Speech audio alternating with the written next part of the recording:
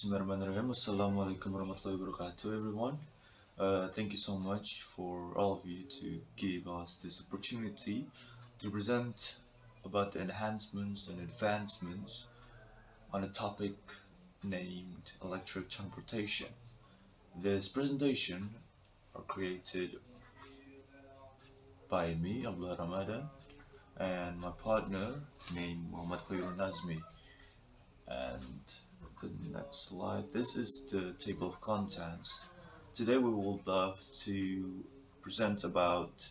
introduce you guys to the wonders of electric transportations, and then present the advantages and disadvantages, and tell you guys the advancement and improvements that these type of transportation could use. So the first thing is I would love to introduce the topic first. Electric transportation refers to like trains, trams, cars, etc. that uses electricity as its own energy. From the data that we collect, worldwide use of electric vehicles spiked in the first half of 2018. The International Council on Clean Transportation estimated that the number of electrified cars in 2030 will reach 125 million electric cars on the road globally. And then next, we would love to present about the advantages and disadvantages of the electric transportation. So the advantages, there are three main advantages in electric transportation.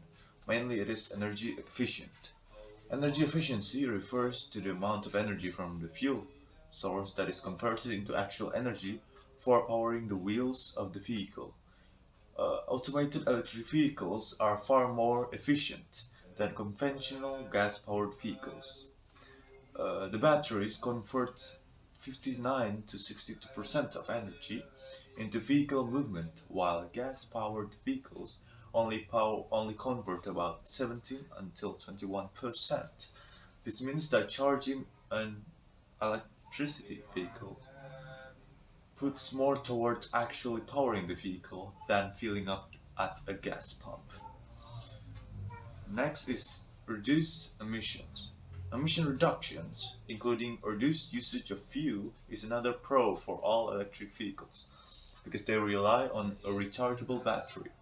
Driving an electric transportation does not create any tailpipe emissions, which are a major source of pollutions especially in US.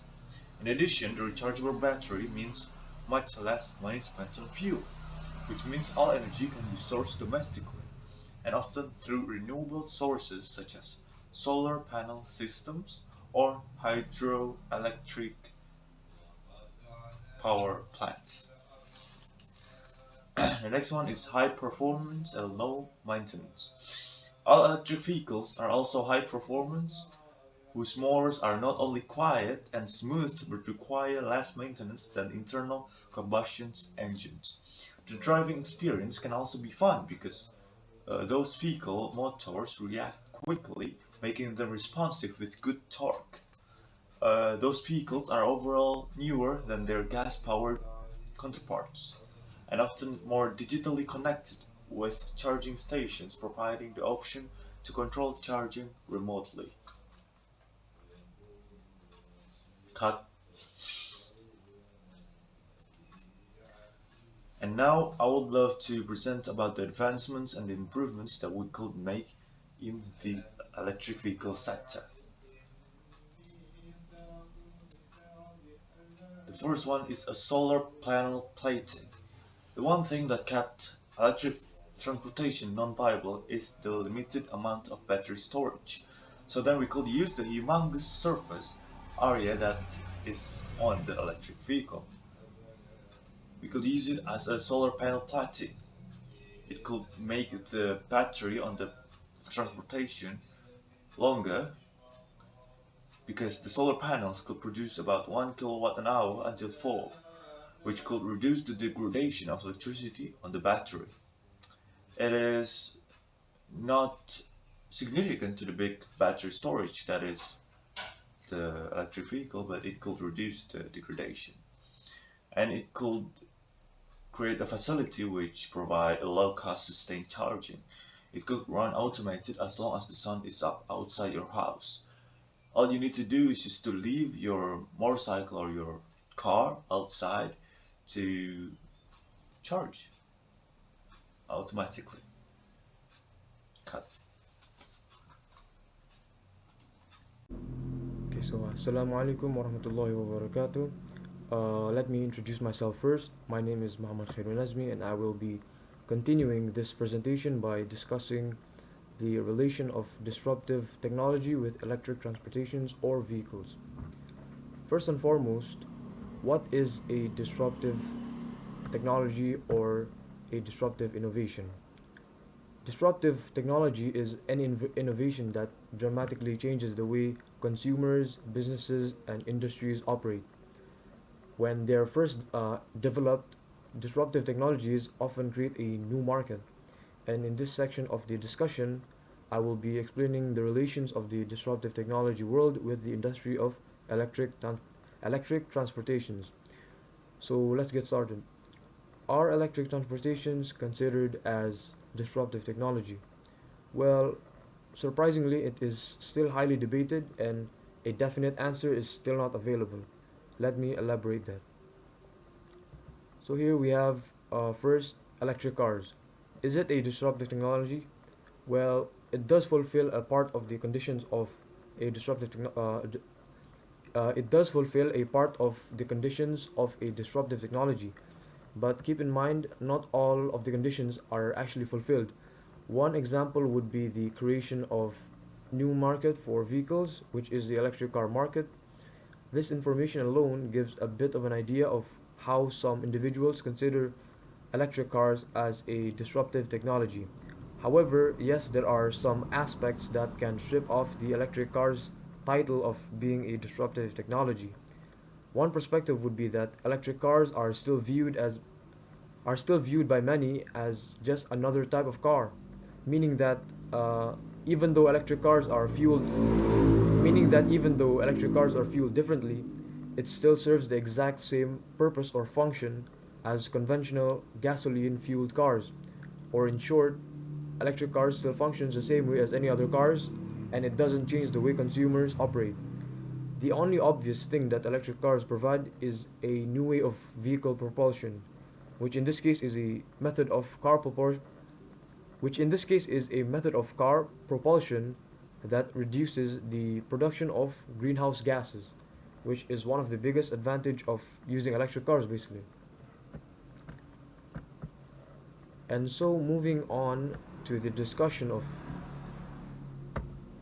the discussion of electric trains. Wait a second. So, are electric trains